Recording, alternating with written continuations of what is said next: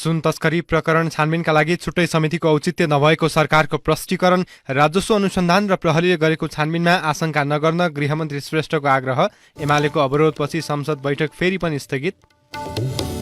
16 वर्ष अघि भएको गौर हत्याकाण्डका पीडित र सरकारबीच 5 बुँदे सहमति, घटनामा जोडिएका दुवै दल सत्ता साझेदारमा रहेकाले सहमति कार्यान्वयनमा आशंका।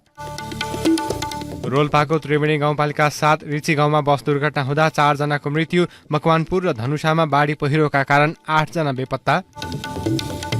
भारतीय प्रधानमन्त्री मोदी विरुद्ध विपक्षीले ल्याएको अविश्वासको प्रस्तावमाथि छलफल सुरु, आगामी बिहिबार मतदान हुने। र पारो एफसीलाई 3-2 गोल अन्तरले पराजित गर्दै मछिन्द्र क्लब एफसी कपको दोस्रो चरणमा प्रवेश, साउन 31 गते मोहन बगानसँग खेल्ने। नमस्कार, कान्तिपुर डायरीका साथमा साथी सन्तोष र सूरज। समाचार अब विस्तारमा। क्विन्टल सुन तस्करी प्रकरणको छानबिनका लागि प्रमुख प्रतिपक्षी दल नेकपा एमाले उच्चस्तरीय समिति गठनको माग गर्दै संघीय संसदका दुवै सदन अवरोध गरिरहेका बेला सरकारले समितिको औचित्य नभएको बताएको छ। राजस्व अनुसन्धान विभागपछि अहिले अनुसन्धानको जिम्मेवारी प्रहरीले पाएकाले राज्यको निकायबाट भइरहेको छानबिनलाई लिएर आशंका नगर्न समेत सरकारले आग्रह गरेको हो।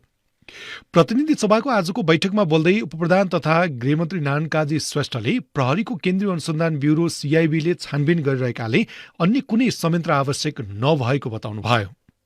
संसदीय समिति बनाएको नि हेर्यौं हामीले सुनकाण्डमा, त्यसको प्रतिवेदनको कुनै कार्यान्वयन भएन, त्यो निरर्थक भएर सिध्यो। सरकारले एउटा छानबिन समिति बनायो सीआईबीलाई दिनुको सट्टा, त्यसले 33 किलो सुनको 1 ग्राम पनि पत्ता लगाउन सकेन। त्यसकारणले उच्च स्तरीय छानबिन समिति बनाएर होइन, सरकारको इक्विप्ड, राज्यको, यो सरकारको होइन नि, यो त राज्यको इक्विप्ड, त्यसैको लागि बनाइएको संयन्त्रलाई हामीले जिम्मा दिनुपर्छ, यति त विश्वास गर्नु पर्यो। यो 35 दिनमा सीआईबीले अनुसन्धान गर्दा कुनै दुर्ने देखियो वा यसले चाहिँ छानबिनलाई तार्किक निष्कर्षमा पुर्याउन सकेन भने नयाँ सिराबाट बहस गरौँ। किनभने यो देशमा तस्करीलाई छुट दिनै हुँदैन, यो भ्रष्टाचारलाई छुट दिनै हुँदैन, यो नेक्ससलाई त तोड्नै पर्छ, तर यसलाई डिरेल गर्ने काम नगरौँ, प्लिज, मेरो अनुरोध छ। गृहमन्त्री श्रेष्ठले क्विन्टल सुन तस्करी प्रकरणमा कुनै पनि दल वा व्यक्ति विशेष भए पनि उन्मुक्ति नपाउने दावी गर्नुभयो। गृहमन्त्री श्रेष्ठले प्रहरी अनुसन्धानमा दोषी देखिए माओवादी केन्द्रका नेता समेत नछुट्ने बताउनु भएको थियो। त्यस्तै सत्तारूढ दल नेपाली कांग्रेसका सांसद विश्वप्रकाश शर्माले हरेक विषयमा संसद अवरुद्ध गर्ने परम्परा अन्त्य गर्नुपर्ने बताउनु भयो। उहाँले सुन तस्करी प्रकरणमा उच्चस्तरीय छानबिन समितिको माग गरेको विषयप्रति लक्षित गर्दै संविधानले बलियो बनाएका संस्थाप्रति विश्वासको सङ्कट घट्नुको कारणबारे भने गर्नुपर्ने परिस्थिति आएको उहाँको भनाइ थियो। संविधानले नै गम्भीर प्रकृतिका अपराधको छानबिन गर्ने जिम्मा नेपाल प्रहरीलाई दिएको उल्लेख गर्दै दलीय आधारमा बन्ने छानबिन समितिको औचित्य नहुने पनि शर्माको भनाइ छ। छानबिन आयोगको विषयमा प्रतिपक्षले उठाएको विषय संवादमै छौँ, हामी एउटा निष्कर्षमा पुगौँला। तर म सम्झिन चाहन्छु, 100 किलो सुन त भेटियो, 33 किलो सुनको छानबिन आयोग त छोड्नुहोस्, सुनको एउटा तोलासम्म नभेटिकन 33 किलोको सुनको कथा फाइल बन्द भएको छ। राजनीतिक प्रकृतिका केही घटनाहरू भए भने राजनीतिक मानिसहरू राखौँ, सम्मानित कोही न्यायमूर्ति राखौँ, अनुसन्धान गरौँ, निष्कर्षमा पुगौँ। तर हामीलाई को प्रति अविश्वास, हामी आफै प्रति अविश्वास गरिरहेका छौँ। म माग गर्न चाहन्छु, व्यक्तिगत रूपमा विश्वप्रकाश शर्मा मात्र होइन, म नेपाली कांग्रेस पार्टीको तर्फबाट पनि माग गर्न चाहन्छु। त्यो माग भनेको के हो भने कानुन र संविधानले बलियो बनाएका यी संस्थाहरूप्रति हामी विश्वास किन गर्न सकिरहेका छैनौँ, छानबिन यसमा गरौँ। सत्तारूढ माओवादी केन्द्रका सांसद देवेन्द्र पौडेलले भ्रष्टाचार विरुद्धको अभियानमा सबै दल मिलेर अघि बढ्नुपर्ने बताउनु भयो। वर्तमान सरकार नागरिकलाई सुशासनको प्रत्याभूति दिलाउन प्रयत्न गरिरहेको भन्दै पौडेलले संसद अवरुद्ध हुँदा जनताका मुद्दा ओझेलमा परेको बताउनु भएको थियो। भ्रष्टाचारको कुनै अनुहार हुँदैन, भ्रष्टाचारको कुनै भूगोल हुँदैन, भ्रष्टाचारको कुनै दल हुँदैन। हामी सबैले सामूहिक रूपमा मिलेर राज्यले स्थापित गरेका, संविधानले स्थापित गरेका यस प्रकारका निकायहरूबाट छानबिन प्रक्रियालाई अगाडि बढाउँदाखेरि मान्यजीहरूले त्यसलाई सहजतापूर्वक लिएर जनसेवासी गर्नुपर्ने हुन्थ्यो। प्रश्न उठाउनु भयो र म के अनुरोध गर्न चाहन्छु भनेदेखि मिलेर गरौँ यस प्रकारका कुराहरू।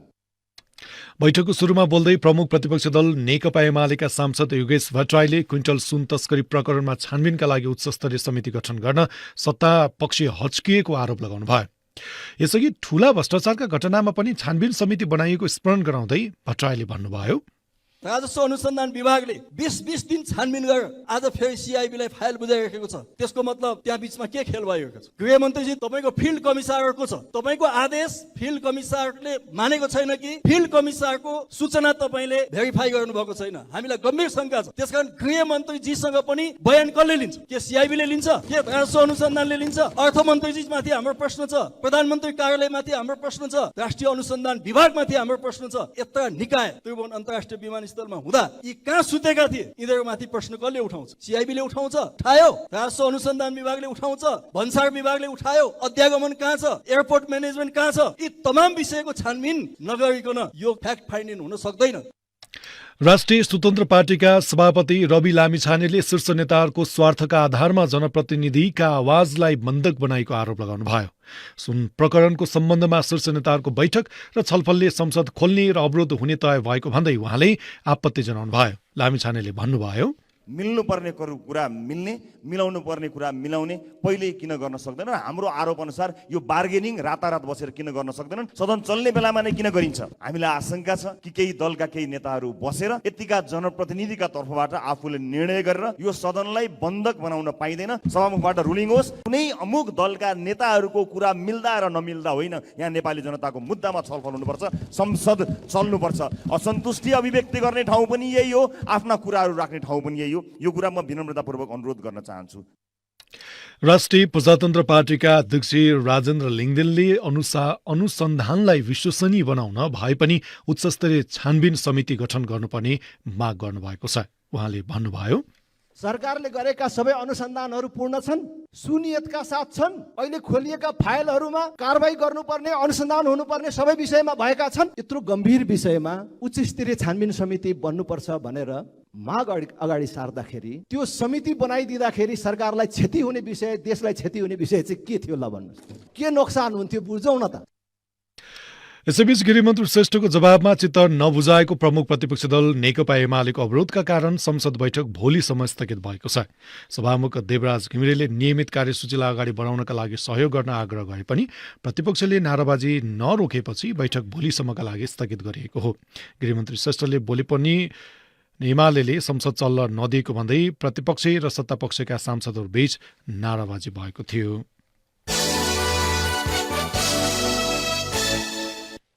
रोल्पाको त्रिवेणी गाउँपालिका 7 रिची गाउँमा बस दुर्घटना हुँदा एक महिला सहित 4 जनाको मृत्यु भएको छ।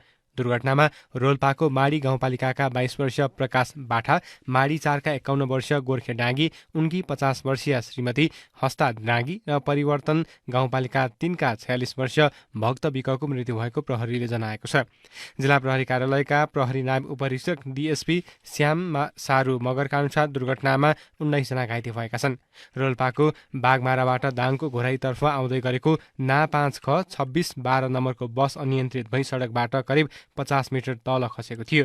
बस चालक दाङको घोराई उपमहानगर 12 हापुरका 24 वर्षीय हुमराज बस्नेतलाई प्रहरीले नियन्त्रणमा लिएको छ। घाइतेलाई उद्धार गरी उपचारका लागि अस्पताल पठाइएको डीएसपी मगरले जानकारी दिनुभयो। कान्तिपुर डायरीमा अब ब्रेकको पालो। अब कान्तिपुर सविस्तारको पालो। कान्तिपुर सविस्तार। रौतहटको गौरमा 16 वर्ष अघि तत्कालीन मधेसी जनअधिकार फोरम र माओवादीका कार्यकर्ता बीच भएको झडपको घटना गौर हत्याकाण्ड हो का रूपमा परिचित छ। सो घटनाका विषयलाई दोषीलाई कारवाहीको माग गर्दै पीडित पक्षले आन्दोलन गरेपछि अन्ततः सरकारसँग 5 बुँदे सहमति भएको छ। राष्ट्रिय मानवाधिकार आयोगले सो घटनाका दोषीलाई कारवाही गर्न सिफारिस गरे पनि त्यसतर्फ सरकारले कुनै कदम चाल्न नसकिरहेका बेला पीडित पक्षसँग अर्को सहमति भएको हो। घटनाका दुई पक्ष तत्कालीन फोरम समयक्रमसँगै अहिले जनता समाजवादी पार्टीको रूपमा छ भने माओवादी केन्द्र सहित अहिलेको सत्ता सहयात्री भएको छ। त्यसो हो भने घटनाका दोषीलाई कारवाही गर्ने सहमति पालना कार्यान्वयन हुन सक्नेमा आशंका छ। खासमा के हो त गौर हत्याकाण्ड? गौर हत्याकाण्डका पीडित र सरकारी पक्षबीच 5 बुँदे सहमति भएसँगै न्याय पाउने आशा पीडितमा देखिएको छ। 16 वर्षअघि रौतहटको गौरमा भएको घटनाका सन्दर्भमा आन्दोलनरत सङ्घर्ष समिति र गृह मन्त्रालयबीच छानबिन र अनुसन्धान गरी तथ्य र प्रमाणका आधारमा दोषीलाई कारबाहीको प्रक्रिया अगाडि बढाउने विषयमा सहमति भएको हो। न्यायको खोजीमा पीडित पक्षले रौतहटको चन्द्रनिगाहपुरमा धरना जारी राखेपछि सरकार र पीडित पक्षबीच वार्ता र सहमतिको वातावरण बनेको हो। सहमतिको बारेमा गृह मन्त्रालयका सहसचिव एवं प्रवक्ता नारायण प्रसाद भट्टराईले भने ६३ सालमा घटेको गौर घटनाको विषयमा थप छानबिन र दोषी उप कानुन बमोजिमको कारबाहीको माग पीडित पक्षले राखेको थियो। त्यो विषयमा कानुन बमोजिमको कारबाही अगाडि बढाउनलाई हामीले त्यसमा सहमति गरेका छौँ। त्यसपछि त्यो घटनामा मृत्यु भएका व्यक्तिहरूलाई शहीद घोषणा गर्ने, घाइतेहरूको उपचाररत घाइतेहरूको उपचारमा सरकारले सहयोग गर्ने लगायतका समझदारीहरू त्यसमा भएका छन्। र यही घटनालाई लिएर यी मागहरू राखेर रौतहटको चन्द्रनिगाहपुरमा विगत 11 दिनदेखि भएको धरना कार्यक्रम आजको मितिबाट अन्त्य गर्नलाई उहाँहरू सहमत हुनुभएको। पहिलो संविधान सभाको अगाडि 2063 चैत्र 7 गते रौतहटको गौर नगरपालिका 5 स्थित राइस मिलको चौरमा मधेसी जनअधिकार फोरम र माओवादी निकट मधेसी मुक्ति मोर्चा बीच भएको झडपका क्रममा 5 महिला र 22 पुरुष गरी 27 जनाको ज्यान गएको थियो। मारिने सबै माओवादीका कार्यकर्ता हुन्। घटनामा 115 जना घाइते भएको राष्ट्रिय मानव अधिकार आयोगको प्रतिवेदनले देखाएको छ। सार्वजनिक मञ्चमा कार्यक्रम गर्ने विषयमा विवाद हुँदा दुई दलका कार्यकर्ता बीच झडप भएको थियो। घटनामा फोरमका तर्फबाट मधेसी मुक्ति मोर्चाको मञ्च भत्काउने तथा तोडफोड गर्ने कार्य भएपछि त्यसको प्रतिरोधमा पहिलो गोली मधेसी मुक्ति मोर्चाको तर्फबाट चलेको आयोगको प्रतिवेदनमा उल्लेख छ।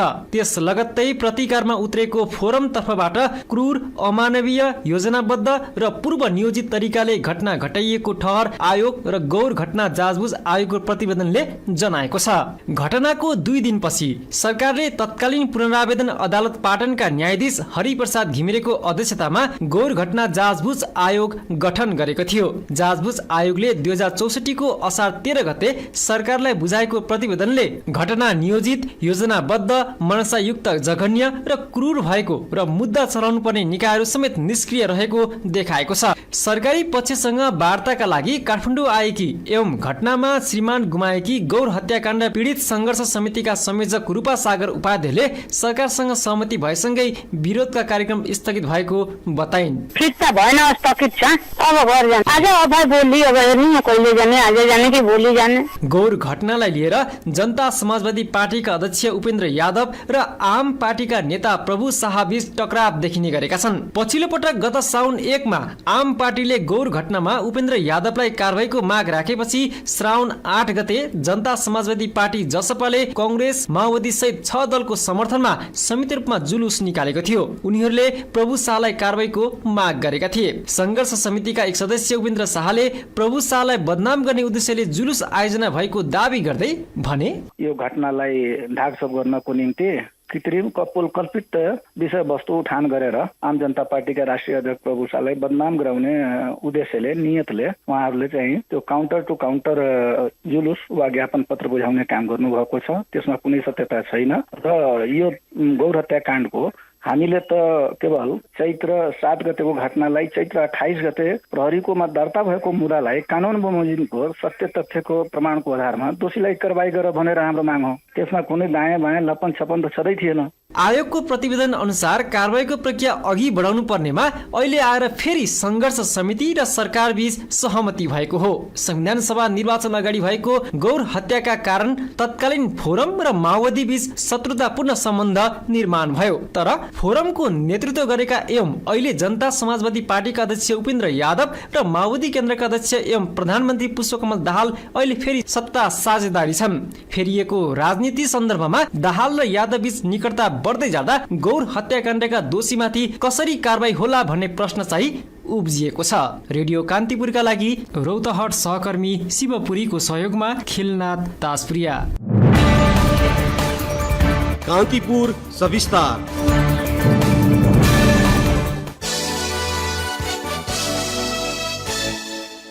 बाढी पहिरोका कारण मकवानपुर र धनुषामा गरी 2 जनाको मृत्यु भएको छ। 8 जना बेपत्ता भएका छन्। मकवानपुरमा पहिरोले घर बगाउँदा 55 वर्षीय सन्तमाया स्याङतानको मृत्यु भएको हो।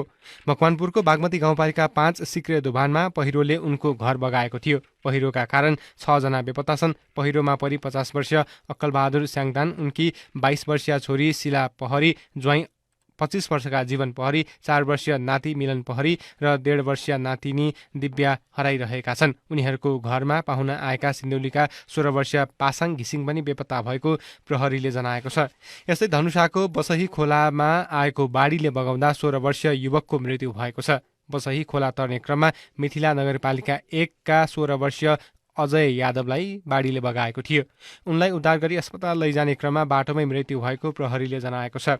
यस्तै कमला नदीमा बाढीले बगाएर ल्याएको काठ सङ्कलन गर्ने क्रममा एक दम्पति बेपत्ता भएको जिल्ला प्रहरी कार्यालय धनुषाका प्रहरी निरीक्षक विक्रम शाहले बताउनुभयो।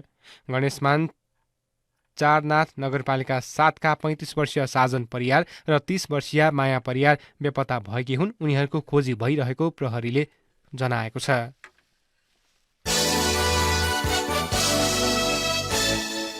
नागरिक उड्डयन प्राधिकरणको अपराह्न 12:30 बजेपछि आन्तरिक उडान बन्द गर्ने निर्णयका कारण कर्णालीका हवाई यात्रुलाई शास्ति भएको छ।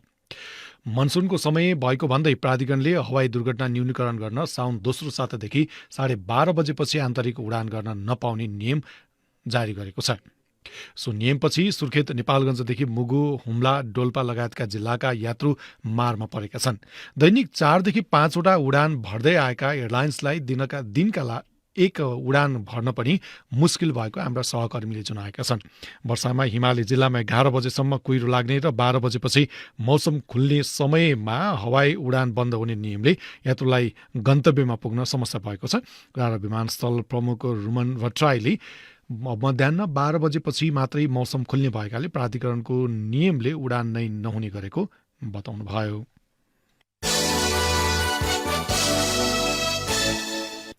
सरकारले संसदमा पेश गर्ने तयारी गरेको विद्यालय शिक्षा सम्बन्धी विधेयकलाई लिएर निजी विद्यालय सञ्चालकले असन्तुष्टि जनाएका छन्। नेशनल प्याप्सन र हिसानले संयुक्त पत्रकार सम्मेलन गर्दै विधेयकले कम्पनी मार्फत सञ्चालित विद्यालयहरूलाई 5 वर्षभित्र गुठीमा रूपान्तरण र दायित्व फरफारको विषयलाई समावेश गरी निजी लगानीको क्षेत्रलाई निरुत्साहित गर्ने र मास्ने अभिप्रायले विधेयक ल्याएको आरोप लगाएका छन्। शिक्षा ऐन संशोधन र निजी लगानीमा सञ्चालन गरिएका शैक्षिक संस्थालाई व्यवस्थित, मर्यादित र लगानीको सुरक्षाका बारेमा आवाज उठाउँदै आए पनि व्यवस्था गरेको उनीहरूले आरोप लगाएका छन्।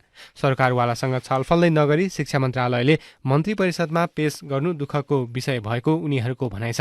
हिसानका अध्यक्ष रमेश सिलवाल, प्याप्सनका अध्यक्ष डीके ढुङ्गाना र नेशनल प्याप्सन केन्द्रीय कार्यसमिति अध्यक्ष पाण्डव हमालद्वारा जारी संयुक्त विज्ञप्तिमा आफूहरूको माग नसमेटिए थप आन्दोलन गर्ने चेतावनी समेत दिएका छन्। कान्तिपुर डायरीमा पुनः ब्रेकको पालो। आर्थिक प्रसङ्ग गत आर्थिक वर्षमा पर्साको वीरगञ्ज नाकाबाट हुने सबै खाले इन्धनको आयात घटेको छ। डिजेल, पेट्रोल, हवाई इन्धन, एलपीजी ग्यासको आयात अघिल्लो आर्थिक वर्षको तुलनामा गत आर्थिक वर्षमा उल्लेखनीय रूपमा घटेको छ। आर्थिक वर्ष 2078-79 सो नाका हुँदै 1 खर्ब 24 अर्ब रुपियाँ बराबरको 13,22,000 किलोलिटर डिजेल आयात भएको थियो। गत वर्ष 2079-80 1 खर्ब 12 अर्ब रुपियाँ बराबरको 10,33,000 किलोलिटर डिजेल भित्रिएको छ। तुलनात्मक रूपमा डिजेलको आयातमा करिब 22% कमी आएको वीरगञ्ज भन्सार कार्यालयले जनाएको छ। त्यस्तै अघिल्लो वर्षमा 37 अर्ब 79 करोड रुपियाँ बराबरको 3,90,000 किलोलिटर पेट्रोल आयात भएकोमा गत वर्ष भने आयात 35 अर्ब 68 करोड रुपियाँमा खुम्चिएको छ। 2078-79 33 अर्ब 26 करोड रुपियाँ बराबरको एलपीजी ग्यास आयात हुँदा 2079-80 33% घटेर 30 अर्ब 30 करोड रुपियाँमा सीमित भएको छ। अघिल्लो वर्ष 12 अर्ब 85 करोड रुपियाँ हवाई इन्धन आयात भएकोमा गत वर्ष 15 अर्ब 42 करोड रुपियाँमा खुम्चिएको वीरगञ्ज भन्सार कार्यालयको तथ्याङ्कमा उल्लेख छ। अब अन्तर्राष्ट्रिय प्रसङ्ग। भारतीय प्रधानमन्त्री नरेन्द्र मोदी विरुद्ध विपक्षी दलले ल्याएको अविश्वास प्रस्तावमाथि संसदमा छलफल सुरु भएको छ। जुलाई 26 मोदी विरुद्ध अविश्वास प्रस्ताव ल्याएका कंग्रेसका सांसद गौरव गोगोईले बहस सुरु गर्नुभएको हो। सांसदहरूको बहस सकिएपछि आगामी बिहिबार अविश्वास प्रस्तावमाथि मतदान हुनेछ। भारतीय जनता पार्टी बीजेपी र उसका सत्ता साझेदारको बहुमत रहेकाले सो प्रस्ताव पारित हुने छैन। तर विपक्षी नेताहरूले संसदभित्रको बहसले मणिपुर राज्यमा भएको हिंसाबारे मोदीलाई बोल्न दबाव दिने बताएका छन्। संसदमा बोल्दै काङ्ग्रेस सांसद गोगोईले मणिपुरबारे प्रधानमन्त्री मोदीको मौनतालाई तोड्न आफूहरूले अविश्वासको प्रस्ताव ल्याएको बताउनुभयो। मणिपुरमा गत मेमा सुरु भएको हिंसामा अहिलेसम्म 150 भन्दा बढी व्यक्तिको मृत्यु भइसकेको छ भने हजारौं मानिस विस्थापित भएका छन्। भारतीय गृहमन्त्री अमित शाहले भने मणिपुर घटना र विपक्षीले लगाएको आरोपबारे छलफल गर्न सरकार तयार रहेको बताउनु भएको छ।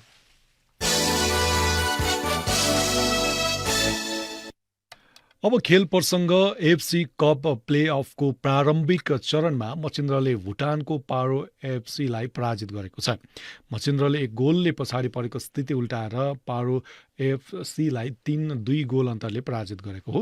त्रिपुरेश्वर स्थित दशरथ रङ्गशालामा भएको खेलमा मचिन्द्रले पहिलो हाफमा उत्कृष्ट खेल पस्केको थियो।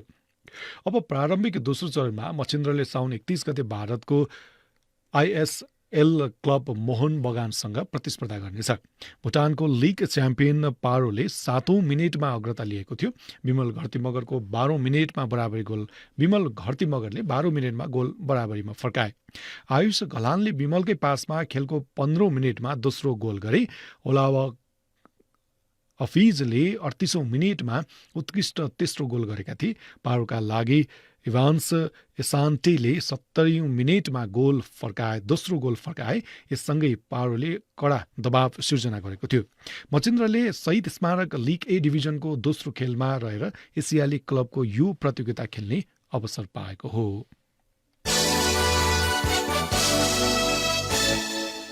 एसियाली खेलकुदको 19औं संस्करण आगामी असोज 6 देखि 21 गतेसम्म चीनको होन्जाओमा आयोजना हुँदैछ। एसियाडमा समावेश 41 मध्ये 29 वटा खेलमा नेपालले सहभागिता जनाउँदैछ। यी खेलहरूमध्ये एथलेटिक्समा नेपालबाट 8 जना खेलाडीले विभिन्न स्पर्धामा प्रतिस्पर्धा गर्दैछन्। एक रिपोर्ट। नेपाल एथलेटिक्स संघले चीनको हान्जाओमा आयोजना हुने 19औं एसियाली खेलकुद प्रतियोगिताका लागि 8 जना खेलाडी छनौट गरेको छ। यी मध्ये 7 खेलाडीलाई राष्ट्रिय खेलकुद परिषद राखेपले हाल बन्द प्रशिक्षणमा राखेको छ। 1 जना भने वैदेशिक प्रशिक्षणमा छिन्। पुरुषतर्फ 5000 मिटर दौड़मा नेपाल एपीएफ क्लबका गोपीचन्द्र पार्कीले प्रतिस्पर्धा गर्नेछन्। उनी यसअघि सन् 2014 र 18 मा भएका एसियाडमा पनि सहभागी थिए। पहिलो पटक सन् 2014 मा एसियाडमा सहभागी हुँदा पार्कीले राजन भण्डारीको नाममा रहेको राष्ट्रिय कीर्तिमान भंग गरेका थिए। उनी 13औं दक्षिण एसियाली खेलकुद प्रतियोगिता सागको स्वर्ण पदक विजेता पनि हुन्। यस पटकको एसियाडको तयारी बारे पार्की भन्छन्, नेपाली त म 5 किलोमिटरमा सहभागिता जनाएर आयो। 5 किलोमिटर मेरो अहिलेसम्म हेर्दाखेरि कुनै पनि उसमा इन्टरनेसनल होस् कि नेसनल होस् अहिलेसम्म थाहा पनि छैन र सबैमा राम्रो प्रदर्शन भइरहेको छ। तयारी राम्रो भइरहेछ। लक्ष्य त मेडल नै हो। पुरुषतर्फकै 10,000 मिटर दौड़मा नेपाल आर्मीका दीपक अधिकारी, 400 र 800 मिटर दौड़मा सोमबहादुर कुमाल तथा म्याराथनमा राजन रोकायाले नेपालको प्रतिनिधित्व गर्नेछन्। 13औं सागको कांस्य पदक विजेता दीपकले गोकर्ण फरेस्टमा गत फागुनमा सम्पन्न 16औं एशियन क्रस कन्ट्रीमा ऐतिहासिक स्वर्ण जितेका थिए। यस्तै कुमाल पनि 13औं सागका कांस्य पदक विजेता हुन्। यता महिलातर्फ म्याराथनमा नेपाल एपीएफ की पुष्पा भण्डारीले नेपालको प्रतिनिधित्व गर्नेछिन्। उनी 13औं सागकी स्वर्ण पदक विजेता हुन्। नेपालमा अहिले वर्षातको समय भएकाले तयारीमा समस्या भएको भण्डारी बताउँछिन्। मौसमले च्यालेन्ज दिए पनि मौसमले साथ दिए अनुसार चाहिँ हामीले तयारी एकदम राम्रो गरिरहेछौँ। टार्गेट चाहिँ बेटर भन्दा राम्रो गर्ने सकेसम्म चाहिँ मेडल ल्याउने कोसिस गर्ने हो। त्यसकै लागि लागिरहेछौँ। महिलातर्फ नै नेपाल प्रहरीकी राजपुरा पछाई 5000 मिटर, एपीएफ की फुलमती राणाले 800 र 1500 मिटरमा प्रतिस्पर्धा गर्नेछिन्। यस्तै हाल इथियोपियामा रहेकी सन्तोषी श्रेष्ठले 10,000 मिटरमा नेपालको प्रतिनिधित्व गर्नेछिन्। उनी 13औं सागकी स्वर्ण पदक विजेता हुन्। उनलाई राखेपले नै अहिले वैदेशिक प्रशिक्षणमा पठाएको हो। राखेपले खेलाड़ीहरूको प्रशिक्षण गत असाढ 1 गतेबाटै शुरू गरे पनि बन्द प्रशिक्षणमा खेलाड़ीलाई श्रावण 1 गतेबाट मात्र राखेको हो। अन्य देशको तुलनामा नेपाल एथलेटिक्समा धेरै पछि रहेको भन्दै मुख्य प्रशिक्षक चन्द्र गुरुङ भन्छन्, मेडल आउने त हाम्रो कुनै सम्भावना छैन त्यस्तो हैन, किन हाम्रो एथलेटिक्समा धेरै पछाडी छौं हामी। अरू कन्ट्री भन्दा। त्यसको लागि दीर्घकालीन सोच बनाएर लामो तयारी गर्न पर्छ। यो हाम्रो 2-4 महिना 5 महिनाले केही हुँदैन, खालि नेसनल रेकर्ड गर्ने हो। र अहिलेदेखि नै हाम्रो टार्गेट चाहिँ साफ गेम हो। खास हाम्रो लक्ष्य त्यही हो, आउने साफ गेममा हामीले मेडल प्राप्त गर्ने र अहिलेको हकमा चाहिँ नि उनीहरूले राम्रो बेस्ट आफ्नो पर्सनल बेस्ट और नेसनल रेकर्ड चाहिँ राख्ने भन्ने लक्ष्य छ अहिले। अन्तर्राष्ट्रिय प्रतियोगितामा नेपाली एथलेटिक्स खेलाडीले अहिलेसम्म राष्ट्रिय कीर्तिमान बनाउने बाहेकको ठूलो सफलता पाउन भने सकेका छैनन्। एथलेटिक्स अन्तर्गतका खेलहरू आगामी असोज 12 देखि 18 गतेसम्म हुँदैछन्। प्रतियोगिताको 2 दिन अघि मात्रै राष्ट्रिय टोली चीन प्रस्थान गर्नेछ। रेडियो कान्तिपुरका लागि पूजनी श्रेष्ठ। अवस्था यिनै प्रसङ्गसँगै कान्तिपुर डायरीका आजका सम्पूर्ण बुलेटिन यही सकिन्छ। भोलि बिहान 6:30 बजे नियमित बुलेटिनका साथमा उपस्थित हुने नै छौँ। तबसम्मका लागि न्युज डेस्कका सम्पूर्ण सहकर्मीसँगै सन्तोष र सूरज पनि बिदा माग्छौँ। नमस्कार, शुभरात्रि।